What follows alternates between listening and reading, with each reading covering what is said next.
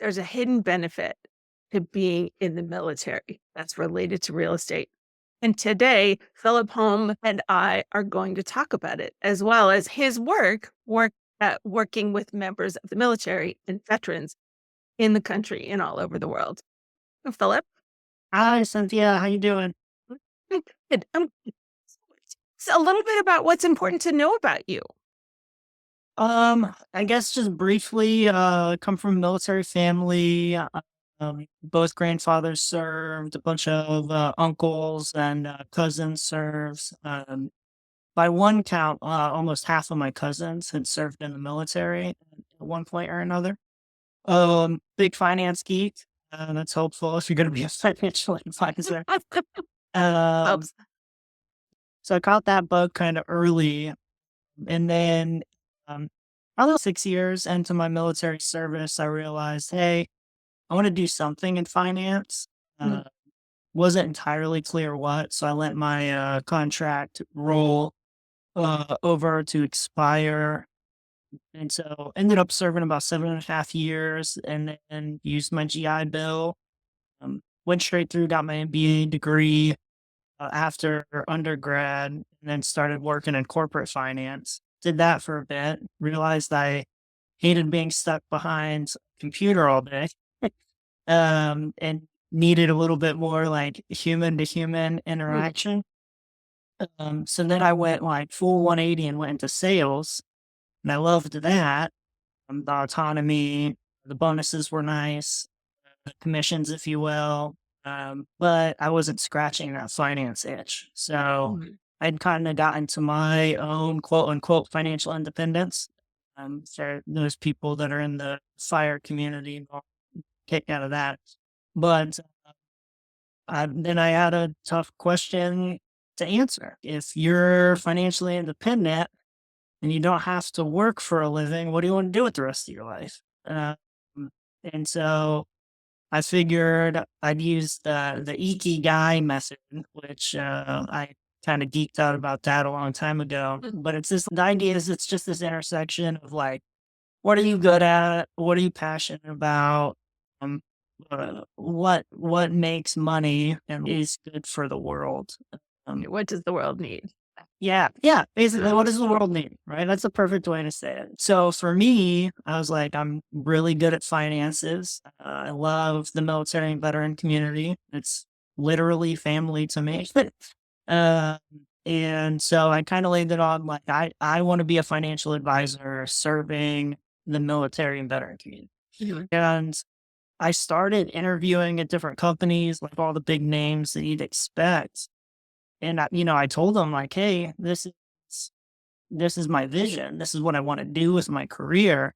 And they were like, "Okay, but how are you going to make money?" Right? Like that was the question I just kept getting asked because most of those institutions operate off of an AUM only model or AUM heavy, if you will, right? So like, show me the investable assets.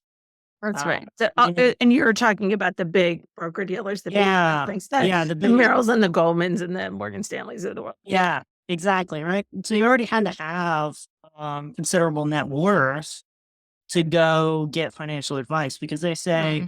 you give me a bunch of money to manage, and then I'll give you an advice or give you financial advice in exchange. Anybody that comes from a military family knows we never made that much money while we were in the military. And that a lot of our financial well-being is linked to a pension, disability, VA benefits of some kinds, right? None of that's investable assets. It is financially beneficial, no Oh, doubt for about sure. it, Yeah. right? No doubt about that. But um, if you go to a Goldman Sachs, a Merrill Lynch, insert whatever big name here, they're going to be like, that's great. But you don't hit our minimums. And so when that sank in, I was like, if I'm serious about doing this, I almost have to start my own thing.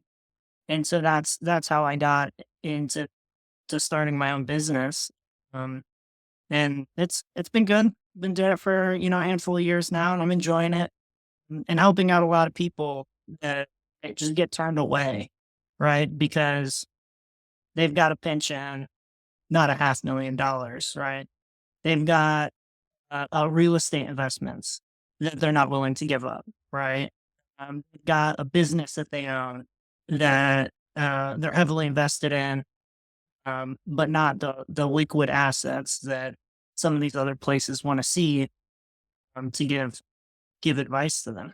So your firm is Stars and Stripes Financial Advisors, and if I remember correctly, you're headquartered in Georgia, right? But how do you work with clients? I tell people I've got three buckets, if you will, right? One is comprehensive financial planning. So these are for people that want a full financial plan, want to be able to pick up the phone, ask me any old question, and want help implementing the financial plan. I'm really big on access, right? Like I feel like for the military and veteran community, access is the issue. Mm. And so it was very important to me that I offer advice on an hourly basis as well. So that's bucket two, right? And that's just somebody comes to me with a discrete problem set, like, Mm. and sometimes I'll help them define it. Like sometimes people don't know what they need help with until we have a conversation, which is fine, right? Knowing you need help is like the first step, right? Um, and then we'll go through, define that problem set, and I'll give them a proposal and say, hey, do you think this will solve your problem? Yes, no, maybe. And we'll beat that around until we get that polished and it looks like what they want. And so I'll deliver them some financial deliverable based off of that proposal. And then the final thing is kind of like what you would get anywhere you go, which is investment management services. The way I distinguish myself there is no minimums, right? And it's Which is totally optional. unusual. Yeah. Right. Yeah. So I'm with you on that. We're optional as well on the securities investment management. yeah. And I think that's important, right? Like it's if you're trying to increase access to financial advice to whatever community you serve, making that mandatory, it weeds out a lot of people that you could be helping in your community. And I think a lot of us, especially those who've started our own businesses, got into this because something in us cares about the community that we're Mm. serving, and it's not 100% profit motivated. There's something else in there. Thinking about like the younger client who is in the service, one of the branches of the military, and may have joined as a very young person, right? Like you did, I think you joined at 18. Yeah. So may have joined as a young person, not a sort of fully formed financial decision maker, if you will. And we've all heard stories about the way that there are kind of opportunistic businesses that prey on young men, women in the military and try and get them to, to sign up for insurance policies they don't need and buy big expensive cars and, things like that. So mentor these folks, particularly on the younger side when they come to you. Yeah. A lot of what I do is education, right? Mhm. I'm kind of like a tutor historically. So when I first got out of the military, I tutored and mentored homeless kids in Tampa Bay. And then when I went to University of Florida, I tutored at the athletic association there. I was also I forgot what they call it, but where you actually like work for the professor and you're a tutor for them as well. So I did Oh, that. a teaching assistant. Teaching assistant. Yeah. Yeah. So I think I come to the table with that background Mhm. and the attitude of like, teach somebody to fish. Don't just give them a fish, right? And don't get me wrong, I'm gonna give people advice, capital A advice too. But it's very important to me that they understand the why behind that. Mhm. Because I think most of us are more apt to follow advice if we understand the why, right? Mhm. It's the same with kids. It's the same, anybody really. Where it's like I can follow directions, but if you tell me the intent behind it, or help me understand why we're doing it this way instead of another way, I'm just gonna take that up so much faster than I would otherwise. And it is true, right? There's a lot of financial institutions that prey on young service members. The car dealerships are really bad, right? Everybody's heard the story about like, a 19-year-old private Duffy going out and getting a Mustang with a 28% interest rate. Payday loans are a really big thing right outside of military bases. Just so sad. Yeah. So I do a lot in terms of um, just in my meetings, kind of Mm. counseling people, but also I send out emails all the time and I talk about these issues as well. And it's the Charlie Munger mental model of sometimes the best way to get ahead in life is just avoiding the biggest pitfalls, Mm. you know? And there's some truth to that. If we avoid, especially here in the United States, right, we're very fortunate in a lot of ways, but if we avoid some of the big pitfalls, we can oftentimes do pretty well. Not to say that we'll all be, fabulously wealthy or whatever, but we can get ahead. I've noticed on your website, right, you talk about something like the OODA. What do you mean by that? We call it the OODA loop, right? Mhm. And the OODA loop is in military terms, it's a decision making framework, right? Mhm. So every commander or leader in the military ought to be familiar with the OODA loop. And the idea is, as a leader, if I can make decisions within my decision cycle faster than my enemy can, I can beat them on the battlefield. The overarching idea here is we're all in a battle for our dollars, right? Mhm. There's all these companies that are out here trying to convince us that we need to spend money on X, Y, and Z, right? And they're thinking about it all day long. How do we get Cynthia's money? Right? Right. We're all trained to be consumers and we're not trained directly to be investors, unfortunately. So I took this decision making model and applied it from the military to my financial planning company. Essentially, UDA just stands for observe, orient, decide, and act. Right. So where are we at right now? What's our assets and liability? What's our income and expenses? Right. Like that's the observe phase. Orient. Where are we heading? Well, where would we like to head? Mm. Right? Now let's make a decision on how to shift from this path or direction to this one, right? And then the act is like, you know, let's do that, right? Let's implement that. So, any CFP holder will understand that maps on very well to like the CFP financial planning principles, right?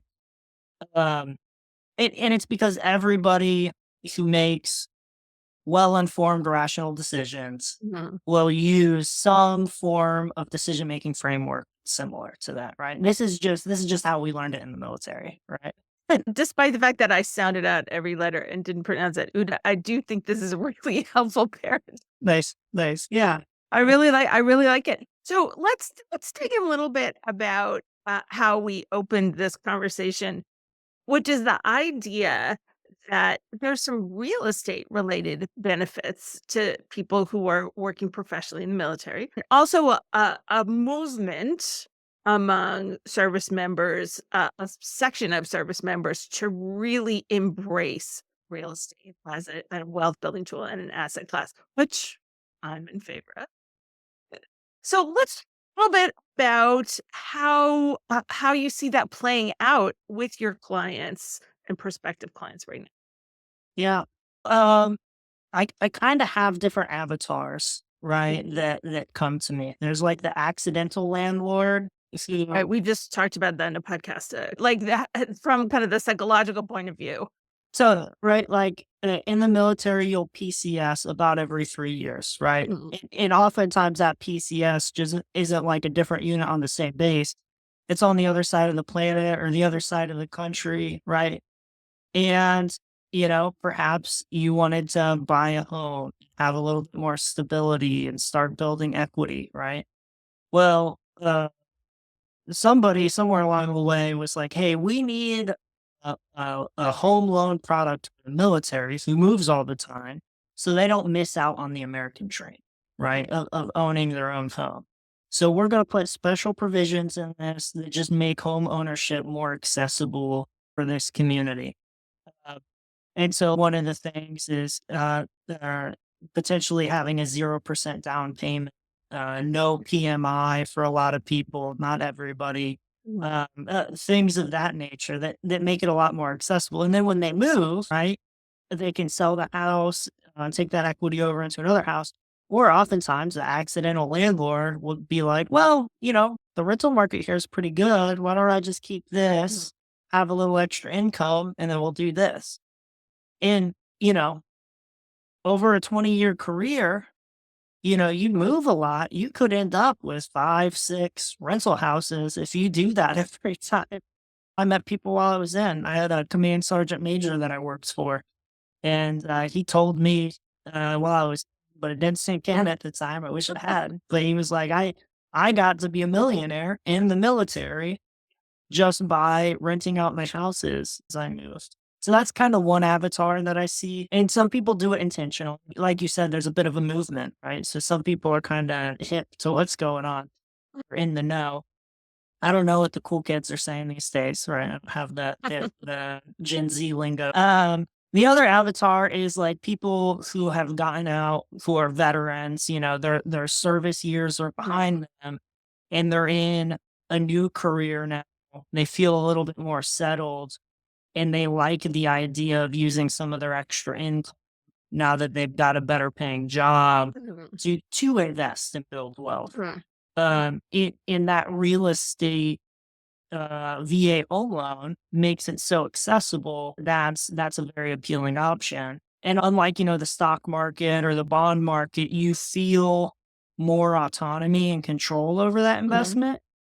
Because it's a business, really, having rental properties. Yeah.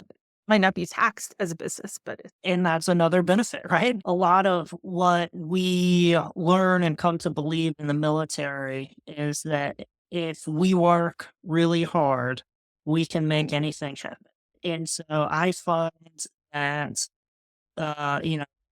this internal locus of control, if you will, is common in military members and veterans. And so it's a very appealing investment option for people, right? We've got an inherent competitive advantage with the VA home loan, right?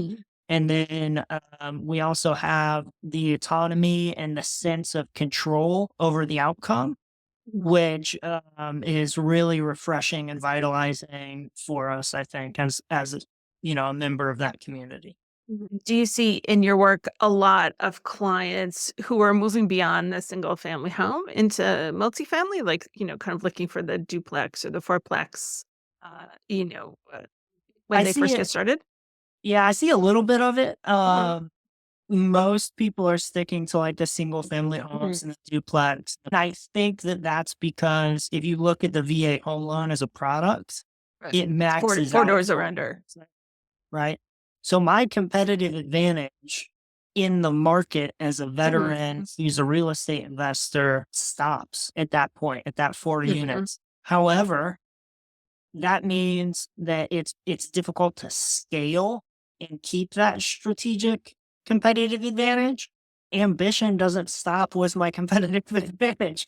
So I do see some people that go beyond. I have a buddy who used to be a client, and he's doing some work in Texas right now to build out an entire community, several single family homes in a subdivision, with the intent that those houses are being built to rent, not built to sell, but built to rent. We are seeing that in Texas in particular, a little bit in Florida, that developers are building to rent. And in Texas, they're building 2, 3, and 4plexes. They're not just building single family homes to rent. So it is out there. I see a little bit of it. Now, mind you, this individual did a bunch of live-in flips, turned into rentals, did the live-in flip and turned like a beach condo into an Airbnb. So he's been building his wealth for years. And it's a hands-on investor, right? Somebody who's right. Yeah, getting it and creating value with their two hands, really. exactly. People familiar with the real estate plate space will understand like the Burr investment philosophy or model, if you will, right? So you buy, you rehab, you rent, you refinance, and you repeat. As a veteran with the VA home loan, if I get 0% down and I'm paying less on my mortgage, and oh, by the way, if I happen to be 100% disabled or some level of service connected disabled, I can also get, in many, not all states, but in many states, some break on my real estate taxes. My initial investment and my carrying costs during that period is much lower than somebody else, right? So Leverage, right, is the key to expansion in a real estate yeah, portfolio. yeah. And so you can get off the ground much quicker, right? Mhm, Because your cost basis is lower. It mhm, just is. And that makes something that might be an unattractive deal to somebody else legitimately more attractive to you, mhm. right? Like on a relative basis. Now there's still bad deals. So don't think you can buy anything and make it work. But you do have a relative advantage there. And so if you follow a methodology like that, you can kind of get out in front a little bit faster. That's right. And it certainly in reference to refinancing and taking, the idea of a perfect burr, if you will, is to buy the property either with cash or with a hard money loan, renovate to add value, and then refinance with a traditional mortgage, and hopefully take all of your original equity out of the property, and then assuming that the tenants are paying down your mortgage, then you've got kind of an ATM machine going. Very hard to do in many circumstances, very hard to do with current interest rates, Yeah. to continue to make money on that. It's not that it never happens. It's just that the sort of age of the easy money in the BRRRR method. We're not at that high point in the cycle, right? We're definitely in a low point of the cycle of the ability to BRRRR successfully. Which not everybody is. You still have to run the numbers, obviously, to make sure the property is still profitable after you refinance. But I'm curious. And now, what have you and your wife done in terms of real estate? Yeah. So we were talking about this a little bit before the Yeah. podcast, but I was like really late to the game and really understanding the value of investing in real estate. Mhm. I didn't even buy my first home until after I was like at least a year of grad school. So in my early 30s. By that point, I was so into the stock market and the bond Mhm. market and investing in securities that I couldn't pull myself away from it. For a while, I was living just outside Philadelphia and I was Mhm. looking at properties there. And then we were living just outside of Detroit and I was looking at properties there in the Midwest. Very attractive, at least at the time. The properties there were very attractive, super high cash flow. Mhm. And I was close to pulling the trigger on things, but I never quite did. And in hindsight, going back to the wanting to be hands on, I'm glad that I didn't because I kept moving either for my career or my wife's career Mhm. at the time.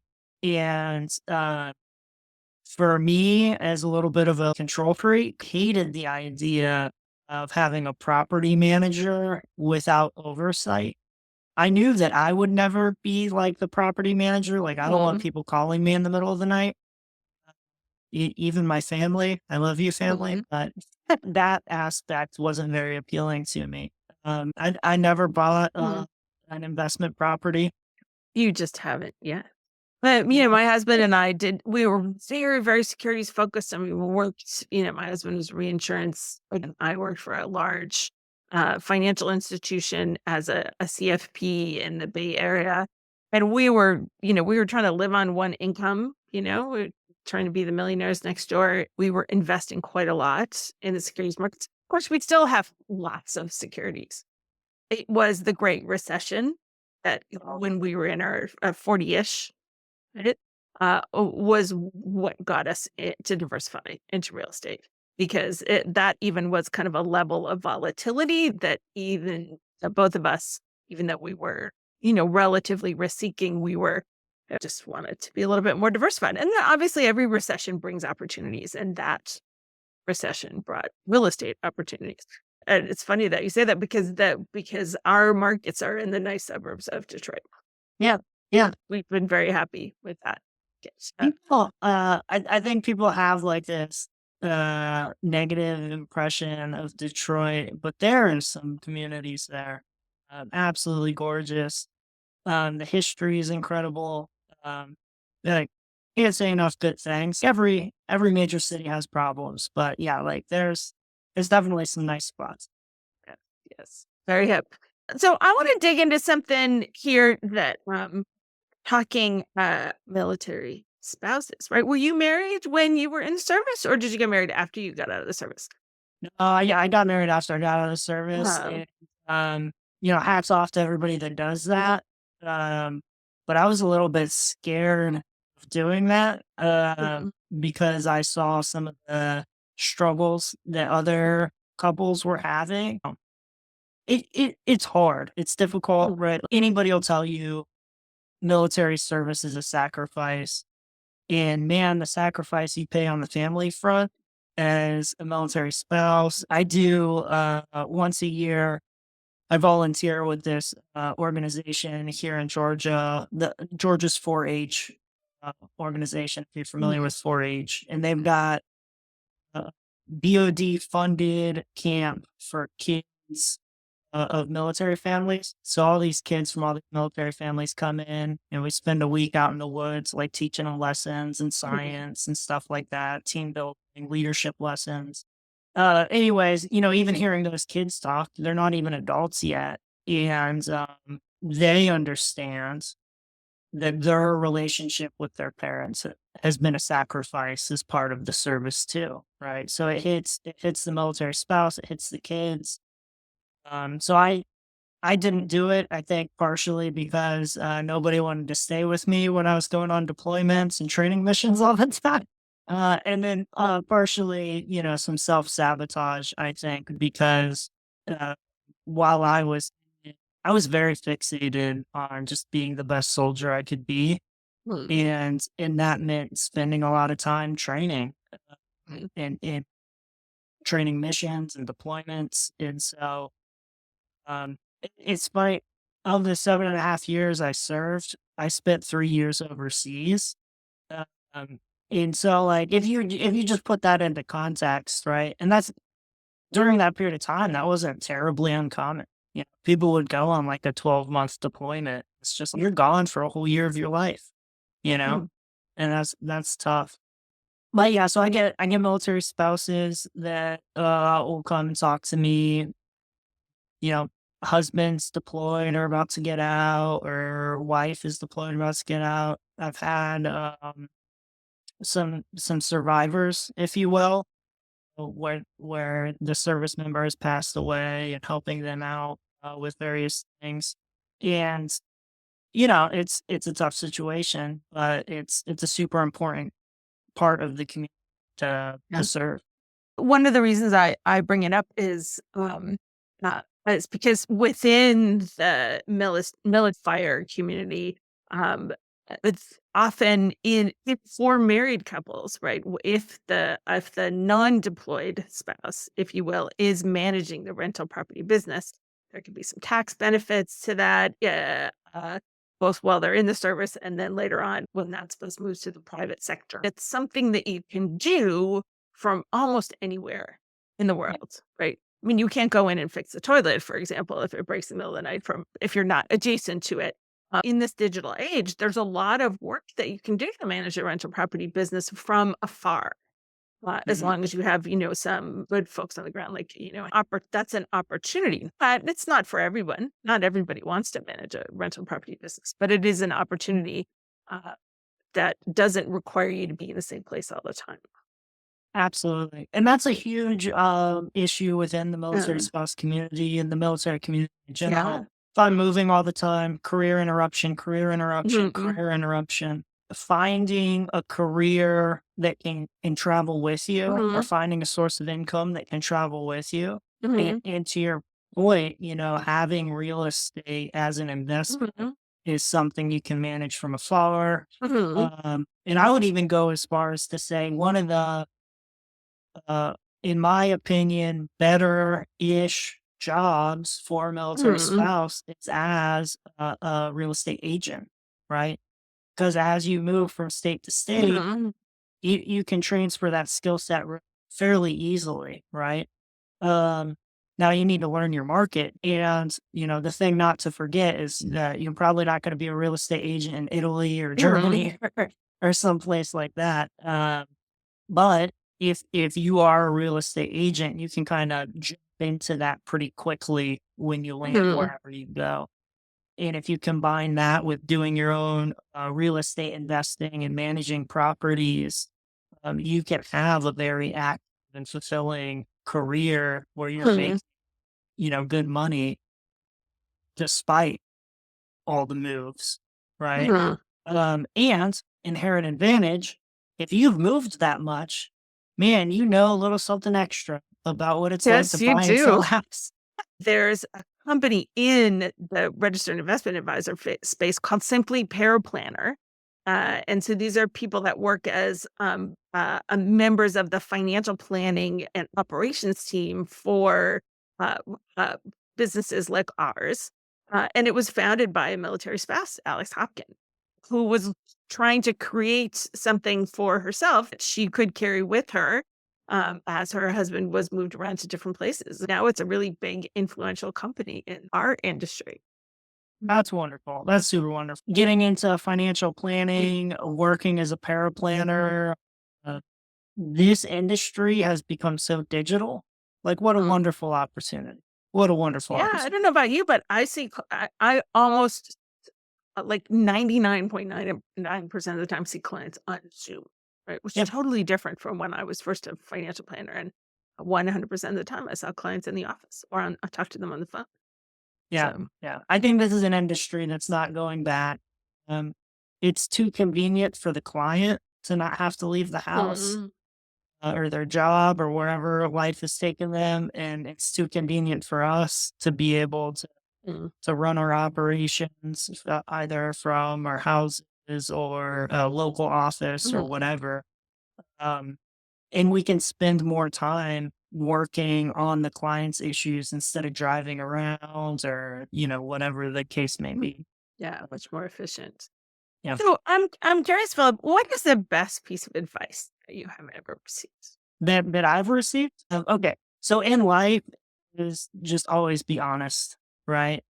We had this thing in the military, like uh the truth doesn't get better with time, right? So like, just spit it out. Whatever the hard truth is, just say it, right? Mhm. Um, and if you messed up, you messed up. Own your mistake, move forward, take responsibility, try to fix it if it's fixable, apologize if it's not. Just being honest, open and honest about what the truth is. Um, that's definitely the best piece of advice in life I've ever received. But when it comes to finances, it's gonna sound so absurd, but just save more money. Save more money. I think the truth, then I think, um, gosh, if I could go back and tell my 20 something self, right, some advice that is related to finances, it would be every raise is not the opportunity to get a nicer apartment. It's opportunity to buy the house. It's the opportunity to put money away for future Cynthia, right? For 62-year-old Cynthia. We aren't really taught in the US. We're not really taught to be investors. But the way to invest is you have to create some wiggle room between how much you make and how much you spend. When you save and invest that money in anything that grows, whether it's securities or buying property or investing in yourself in your own entrepreneurial ventures. Right? That's how people, Yeah, that's how they become comfortable. That's the only way. It's just men. it is. It is.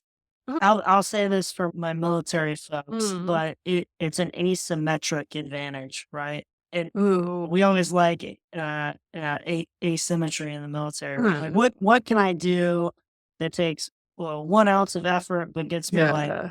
3 pounds of results, right? For example, I'm saving 5% my gross income, right? Mm, I up that with my next pay raise to 6% of my mm, gross income, right? I've increased my savings rate by 20. That's a huge, massive mm, increase in my savings rate. And over the long term is going to result in crazy amount of extra wealth. mm. What did I do to my spending? I Very little. I dropped it by 1 percentage point, right? Mm, I had less than a 1 percentage point sacrifice. mm, I increased my savings rate by 20%, but I had less than a 1 percentage point mm, sacrifice. And the long-term ramifications of that with compound interest, get out of here. That's mm. that's that's asymmetry at its finest. That's the math behind that little nugget of wisdom. Uh, just save more money. What are you curious about right now? What are you learning? Um, well, something that I delved into recently, which was a learning journey for me, is halal investing. Um, That's yeah, I don't really know much about that. I have to say. Uh, yeah, it's its own world. mm, So military takes people from all race, religions, backgrounds, whatever, mm, right? If you want to serve your country, join the military. I had somebody come to me, Islamic faith, and they were like, "Hey, Phil, can you help me build a halal portfolio?" And that sent me down the rabbit hole. Because, like I said, I offer hourly advice. There's not a mm, lot of people that do that.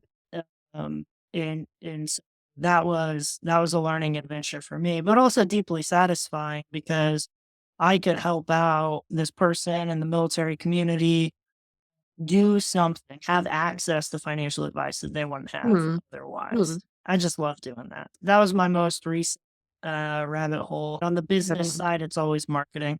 I'm a finance geek, but oh man, marketing. Well, that's a tough one for me.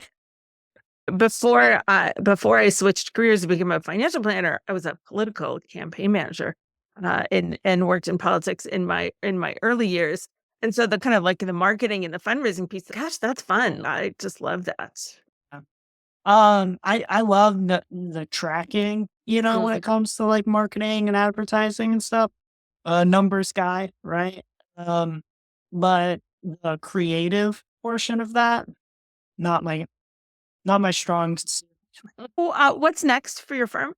Well, right now I'm in that phase of growing my firm to get like a full book of business for myself. Mm, Um, yeah, that'll take a couple years still to finish out that, and then next step is getting some help and hopefully getting like my own brick and mortar spot instead of working out of my house.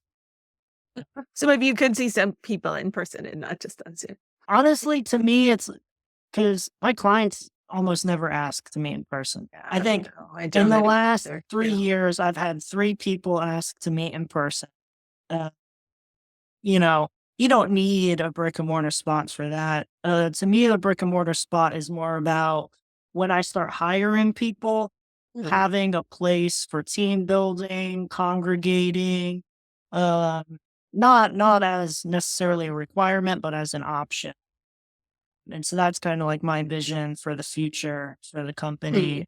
s- You know, let's just grow slow and steady, not do anything crazy, just good old fashioned financial planning and let the work be the work. So where can we find you online? So starsandadvisors.com. I know that's a mouthful, but it was the best domain available. Um, I'm on LinkedIn. My company's got a page there. Mm, My personal profile's there. Um, got a company page on Facebook too. People can follow me on whatever social media. You know, my name's not super common, so I'm pretty easy to find. Just local. Um, and yeah, happy to connect with whoever. Send me a message, ask me a question. Um, you know, here to help. Excellent. Thank you very much, Philip. This has been a great conversation, and I hope we can continue it sometime in the future. Thanks, Cynthia. Likewise. Okay.